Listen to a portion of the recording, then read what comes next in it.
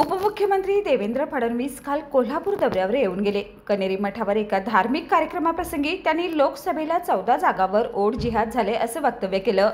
त्यावर आता राष्ट्रवादी काँग्रेस पार्टी शरद पवार गटाचे आमदार रोहित पवार यांनी जोरदार टीका केली आहे।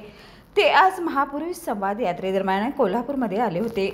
देवेंद्र फडणवीस घाबरलेत, त्यांना आता काही सुचत नाहीये।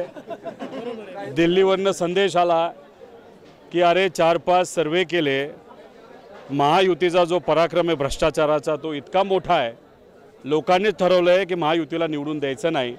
तुमच्याकडे कुठलाही आता पर्याय राहिलेला नाही, एकच पर्याय आहे, हिंदू मुस्लिम करा, ओबीसी मराठा करा, ध्रुवीकरण करा, त्याच्यावर कुठेतरी मतं मिळाली तर मिळतील असा दिल्लीकरांनी संदेश हा देवेंद्र फडणवीस साहेबांना पाठवला असावा।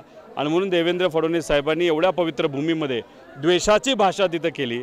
अहो, महाराष्ट्राला तुम्ही काय गुजरात समजता का? गुजरातमध्ये या गोष्टी चालत असतील, महाराष्ट्रामध्ये चालणार नाही, कारण का महाराष्ट्र संतांची भूमी आहे, महामानवांचा जन्म आणि त्यांची कर्मभूमी असणारा हा प्रदेश आहे।